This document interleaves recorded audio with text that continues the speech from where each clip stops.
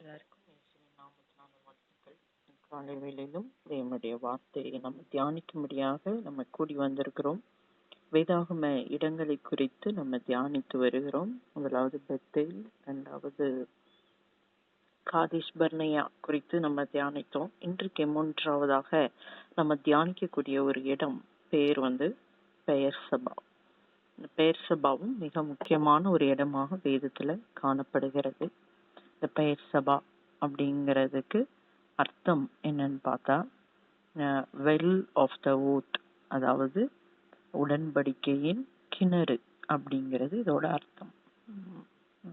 பெயர் அப்படிங்கிற அல்லது பியர் இங்கிலீஷ்ல நம்ம பார்த்தோம்னா அதுக்கு வெல் கிணறு அப்படின்னு அர்த்தம். ஷீபா அப்படிங்கிறதுக்கு அங்க 7 அப்படிங்கிற அர்த்தம், இல்லைன்னா உடன்படிக்கை அப்படிங்கிற அர்த்தத்துல வருகிறது.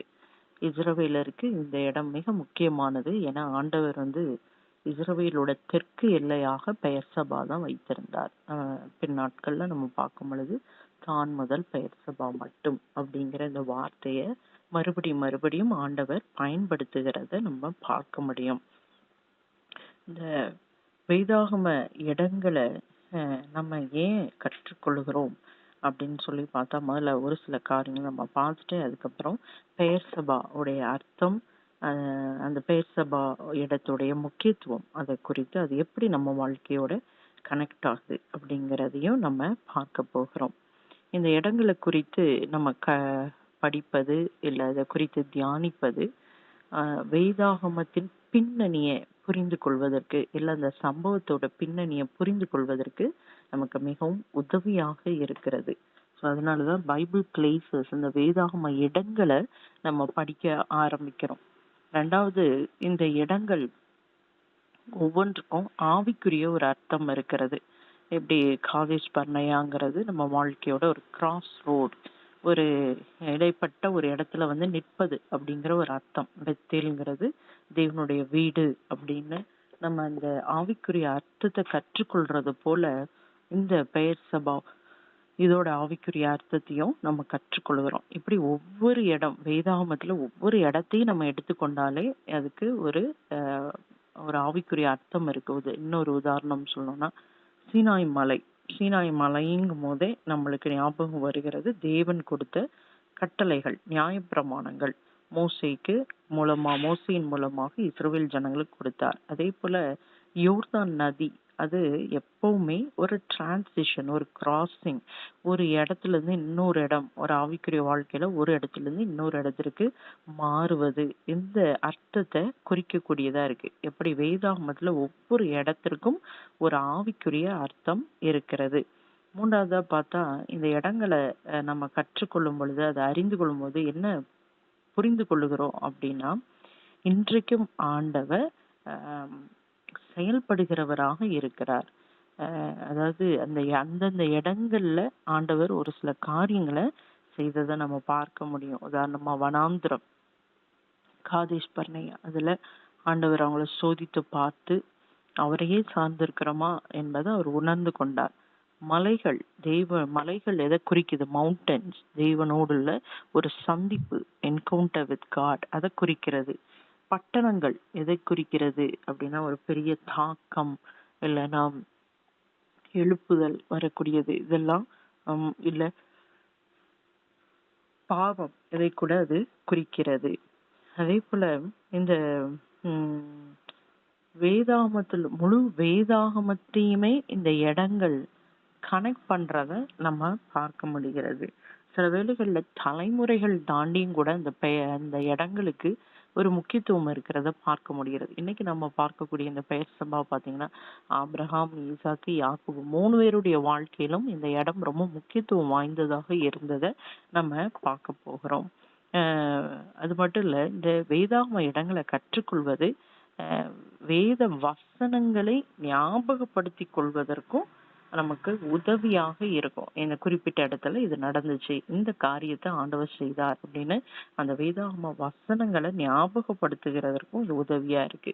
இந்த வேதாகம இடங்கள் நமக்கு சில வாழ்க்கை பாடங்களை கற்றுக் கொடுக்கிறது. அந்த இடம் அதை குறித்து படிக்கும் பொழுதே நமக்கு அது சம்பந்தப்பட்ட சம்பவங்கள் ஞாபகத்துக்கு வருது. அதன் மூலமாக நம்ம சில பாடங்களை கற்றுக்கொள்கிறோம். நம்மளுடைய ஆம், விசுவாசத்தை பலப்படுத்தக்கூடியதாக இந்த வேதாகம இடங்கள் இருக்கிறது. அதை பற்றி கற்றுக்கொள்ளும் பொழுது இப்ப நம்ம பெயர் சபாவுக்கு நம்ம வரப்போகிறோம்.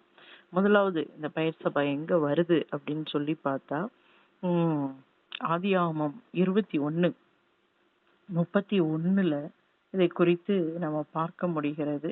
இந்த இடத்துல அபிமெலேக்கோடு கூட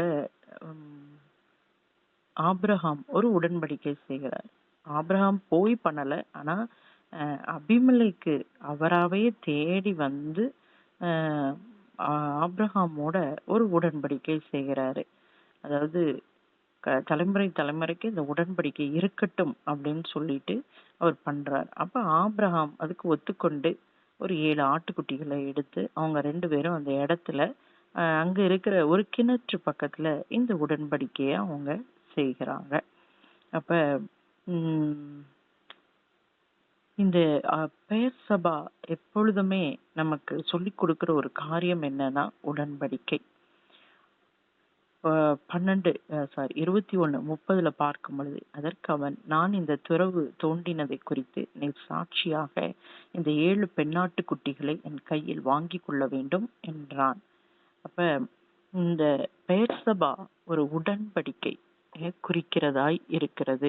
நம்ம வாழ்க்கையிலும் ஆண்டவர் ஒரு உடன்படிக்கை செய்திருக்கிறதை நமக்கு நினைவுபடுத்துகிறது. 2வது பார்த்தா அதே இது 21:33 பார்க்கும் பொழுது அந்த இடத்துல ஆபிரகாம் ஒரு தோப்பை உண்டாக்கி கர்த்தருடைய நாமத்தை தொழுது கொண்டான் அப்படின்னு சொல்லப்பட்டிருக்கிறது. அதாவது சதா காலமும் இருக்கக்கூடிய ஆண்டவர், தி எட்டர்னல் காட், அவரை என்ன பண்றாரு ஆபிரகாம் தொழுது கொள்ளுகிறார். அப்ப பெயர் சபா ஒரு ஆராதனையின் இடமாக இருக்கிறத பார்க்க முடிகிறது. ஆண்டவர் நித்தியமானவர் அப்படிங்கிறத ஆபிரகாம் அந்த இடத்துல அறிக்கையிடுகிறத நம்ம பார்க்க முடிகிறது. 2வதா பார்த்தா ஈசாக்கு இதே பெயர் சபால அவருக்கு ஆண்டவர் வந்து தோன்றுகிறார், தரிசனமாகிறார். அவன் தரிசனமாகி அவங்க தகப்பனாகிய ஈசாக்குக்கு சொன்ன அதே வாக்கு தத்தங்களை அவரும் சொல்லி அங்க அவரை ஆசீர்வதிக்கிறத பார்க்க முடிகிறது.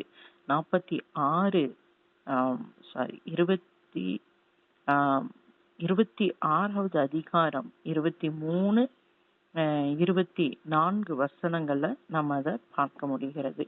அங்க ஈசாக்குக்கு அவர் தரிசனமாகி நான் உன் தகப்பனாகிய ஆபிரகாமின் தேவன், நீ பயப்படாத, நான் உன்னை ஆசீர்வதிப்பேன் அப்படின்னு அவர் சொல்லுகிறத நம்ம பார்க்க முடியும். அந்த வசனத்தை நான் வாசிக்கிறேன். ஆதியாகமம் 26:23. அங்கே இருந்து பெயர் சபாவுக்கு போனான். அன்று ராத்திரியிலே கர்த்தர் அவனுக்கு தரிசனமாகி, நான் உன் தகப்பனாகிய ஆபிரகாமுடைய தேவன், பயப்படாதே, நான் உன்னோட கூட இருந்து என் ஊழியக்காரனாகிய ஆபிரகாம் நிமித்தம் உன்னை ஆசீர்வதித்து உன் சந்ததியை பெருக பண்ணுவேன் என்றார். அங்கே அவன் ஒரு பலிபீடத்தை கட்டி கர்த்தருடைய நாமத்தை தொழுது கொண்டு அங்கே தன் கூடாரத்தை போட்டான். அவ்விடத்தில் ஈசாக்கின் வேலைக்காரர் ஒரு துறவை வெட்டினார்கள். அப்ப பெயர் சபா எதை குறிக்கிறது அப்படின்னா, தேவன் வாக்கு பண்ணினதை நிச்சயிக்கிறதையும் ஆசீர்வதிக்கிறதையும் குறிக்கக்கூடிய ஒரு இடமா இருக்கு. ஆபிரகாமுடைய வாழ்க்கையில இந்த பெயர் சபா ஒரு தொழுது கொள்கிற இடமா இருந்தது. இங்க ஈசாக்குடைய வாழ்க்கையில உடன்படிக்கையை உறுதிப்படுத்துகிற ஒரு இடமாகவும் ஆசீர்வாதத்தின் ஒரு இடமாகவும் இருக்கிறது. 3வதா பார்க்கும் பொழுது யாக்கோபு அவருடைய வாழ்க்கையில இந்த பெயர் சபா முக்கியத்துவத்தை பார்க்கும் பொழுது ஆதியாகமம் 46வது அதிகாரம் 1-2 வசனங்கள்ல பார்த்தா, இஸ்ரவேல் தனக்கு உண்டான யாவையும் சேர்த்து கொண்டு புறப்பட்டு பெயர் சபாவுக்கு போய் தன் தகப்பனாகிய ஈசாக்குடைய தேவனுக்கு பலியிட்டான். அன்று இரவிலே தேவன் இஸ்ரவேலுக்கு தரிசனமாகி யாக்கோபே யாக்கோபே என்று கூப்பிட்டார். அவன் இதோ அடியேன் என்றான். அப்பொழுது அவர் 3வது வசனம், நான் தேவன், நான் உன் தகப்பனுடைய தேவன், நீ எகிப்து தேசத்துக்கு போக பயப்பட வேண்டாம், அங்கே உன்னை பெரிய ஜாதியாக்குவேன். இது என்ன சம்பவம் அப்படின்னா, யோசேப்பு உயிரோடு இருக்கிறத இப்ப யாக்கோபு கேள்விப்படுகிறாரு. யோசேப்பு, நீங்க அங்க எகிப்துக்கே வந்துருங்க, நானு குடும்பத்தில் உள்ள எல்லாரையும் உங்களையும் பராமரிக்கிறேன் அப்படின்னு சொன்னோன்னே, இவரு இப்ப ஒரு முடிவு எடுக்க வேண்டிய ஒரு சூழ்நிலை, ஒரு வழிகாட்டுதலுக்காக காத்திருக்கிறாரு. போகலாமா அப்படிங்கிற ஒரு இது. ஏன்னா ஆண்டவர் வாக்கு பண்ணது கானான் தேசம் தான். ஆனா இப்ப கானான் தேசத்துல இருந்து எகிப்துக்கு மகன் வர சொல்லுகிறான். அதை செய்யலாமா அப்படிங்கிற ஒரு சூழ்நிலையில அவர் இருக்கும் பொழுதுதான் ஆண்டவர் அவருக்கு தரிசனமாகி, இதே பெயர் சபாவுல தரிசனமாகி, நீ போ, எகிப்து தேசத்துக்கு போ அப்படின்னு சொல்லி அவரை வழி நடத்துகிறத நம்ம பார்க்க முடிகிறது. அப்ப இந்த பெயர் சபா ஒரு தேவனுடைய வழி நடத்துதலை தேடுகிற ஒரு இடமா இருக்கிறத பார்க்க முடிகிறது. ஒரு முடிவு எடுக்க வேண்டிய ஒரு சூழ்நிலையில இருக்கிற ஒரு இடமாக காண்பிக்கிறது. அப்ப இந்த நாள்ல கூட இந்த பெயர் சபா உங்களுடைய வாழ்க்கையில எதை உணர்த்துகிறது? ஒருவேளை ஆண்டவரை தொழுது கொள்ளுகிற ஒரு இடமாக இது இன்னும் மாற வேண்டியது இருக்கா? இல்லைன்னா ஆண்டவர் அவருடைய வாக்கு தத்தத்தை உறுதிப்படுத்தி உங்களை ஆசிர்வதிக்கக்கூடிய ஒரு இடமாக இருக்கலாம். இல்லைன்னா ஏதோ ஒரு முடிவு எடுக்க தயங்கி போராடி குழம்பி போயிருக்கிற ஒரு இடமா இருக்கலாம் உங்க வாழ்க்கையில. ஆனா இந்த பெயர் சபா நம்ம கற்றுக் கொடுக்கிறபடி ஆண்டவர் அந்த அந்த சூழ்நிலையில இருந்து நம்மை நடத்துகிறவராக இருக்கிறார். ஒருவேளை முடிவு எடுக்க முடியாம குழப்பத்துல நீங்க இருப்பீர்களானால், யாக்கோபுக்கு தரிசனமான தேவன் உங்களுக்கும் தரிசனமாகி சரியான வழிய அவர் உங்களுக்கு காண்பிப்பார். அதே போல ஆபிரகாம் இந்த இடத்துல தொழுது கொண்டார். அது ரொம்ப முக்கியமான ஒன்று. நம்முடைய வாழ்க்கையில ஆண்டவரை எப்பொழுதும் தொழுது கொள்ளுகிற ஒரு அனுபவம் நமக்கு இருக்க வேண்டும். ஆண்டவரை எல்லா சூழ்நிலைகளையும் தேடுகிறவர்களாக நம்ம இருக்கணும். அதுதான் அபிமெலேக்கு கூட நம்ம உடன்படிக்கை பண்ணிட்டோமே, இனி நம்ம வாழ்க்கையில எல்லாம் நல்லா இருக்கும் அப்படின்ட்டு அவர் விடல. அந்த உடன்படிக்கை முடிஞ்ச உடனே தான் அவரு அந்த வசனங்கள்ல நம்ம பார்க்கிறோம், அவர் ஆண்டவரை அந்த இடங்கள்ல தொழுது கொள்ளுகிறார். வாழ்க்கையில எல்லாம் நல்லா நடக்கும்போது நம்ம அதை விட்டுட்டு அதுலயே பின்னாடி போகாதபடிக்கு ஆண்டவரை நம்ம தேடுகிறவர்களாக இருக்க வேண்டும். இந்த பெயர் சபா பத்தி இன்னொரு வார்னிங் இருக்கு. ஆமோஸ் 5:5 பார்த்தா, பெத்தேலு பெத்தேலுக்கு போகாதீங்க, கில்காலுக்கு போகாதீங்க, பெயர் சபாவுக்கும் போகாதீங்க. அப்படி நாட்கள்ல இந்த இடம் விக்கிரக ஆராதனை இடமாக மாறி போகுது, இஸ்ரவேலுக்கு ஒரு கண்ணியாய் மாறி போகிறது. அதனாலதான் ஆமோஸ் தீர்க்கதரிசியின் மூலமாக ஆண்டவர் என்ன பண்றார், எச்சரிக்கிறார். அப்ப சில நேரங்கள்ல இந்த மாதிரி வாழ்க்கையில சில காரியங்கள் நமக்கு அதுவே விக்கிரகமாக மாறி போகக்கூடிய ஒரு அபாயம் இருக்கிறது. இடங்கள்ல ஆண்டவர் இடைப்படுகிறார், நம்ம இல்லைன்னு சொல்லல.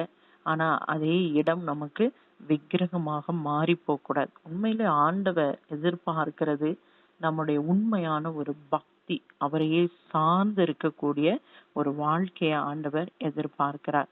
இந்த பெயர் சபா இதுதான் நமக்கு இன்னைக்கு சொல்லி கொடுக்கிறது. தேவனோடு செய்யக்கூடிய ஒரு உடன்படிக்கை, அவரை தொழுது கொள்ளுகிற ஒரு இடம், அதே போல அவர் நம்மை ஆசீர்வதிக்கிற ஒரு இடமாக இருக்கிறது.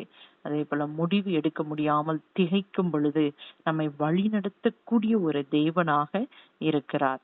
அதனால இன்றைக்கு ஆண்டவருடைய கரத்துல காலை வேளையில நம்ம ஒப்பு கொடுத்து நம்ம ஜெபிக்கலாமா? இந்த பெயர் சபா போல நம்முடைய வாழ்க்கையும் ஆண்டவரை தொழுது கொள்ளுகிற ஒரு இடமாக, ஆண்டவருக்கு ஆராதனை செய்கிற ஒரு இடமாக நம்முடைய வாழ்க்கை எப்பெல்லாம் முடிவெடுக்க முடியாமல் திணறுகிறோமோ அப்ப ஆண்டவர் நம்மை வழிநடத்த வல்லமை உள்ளவர் அப்படிங்கிறத உணர்ந்து கொள்ளுகிற ஒரு வேலைக்குள்ள நம்ம வர வேண்டும். நம்முடைய கண்களை மூடி நம்ம ஜெபிக்கலாமா? இந்த காலை வேளையிலே ஆராதனைக்கு நம்ம ஆயத்தப்படுகிற இந்த நாளிலே ஆண்டவரே, என்னுடைய வாழ்க்கை உம்மை தொழுது கொள்ளுகிறதாக இருக்கட்டும். May my life be a life of worship. ஆபிரகாமை போல, ஈசாக்கை போல, யாக்கோபை போல உம்மை எப்பொழுதும் எந்த வேளையிலும் நாங்க தொழுது கொள்ளுகிறவர்களாக இருக்க வேண்டும். அப்ப நாங்க ஆபிரகாமின் சந்ததியா இருக்கிறோம். இயேசு கிறிஸ்து சிலுவையில செய்து முடித்த அந்த வேலையின் நிமித்தம், தியாகத்தின் நிமித்தம் நாங்கள் ஆபிரகாமின் சந்ததியா இன்றைக்கு இருக்கிறோம் என்று வேதம் சொல்லுகிறது. எங்கள் முற்பிதாக்களாகிய ஆபிரகாம், ஈசாக்கு, யாக்கோபு உம்மை தொழுது கொண்டார்கள், உம்மையே நாடினார்கள். முக்கியமான ஒரு முடிவு எடுக்கும் பொழுது காத்திருந்து உம்முடைய சத்தத்தை கேட்கிற அளவுக்கு தங்களை அப்பா ஒப்பு கொடுத்திருந்தார்கள். நாங்களும் ஆண்டவரே இந்த பெயர் சபாவில் இவர்களுக்கு நடந்தது போல எங்களுடைய வாழ்க்கையிலும் ஆண்டப்பா ஒரு ஒரு மாற்றத்திற்காக ஆண்டவரே ஒரு முக்கிய முடிவுக்காக காத்திருக்கிற வேளையில எங்களோடு கூட நீர் இடைப்படும், உம்முடைய வார்த்தை இடைப்படும் பொழுது நாங்கள் அதை கீழ்ப்படிய வேண்டும்.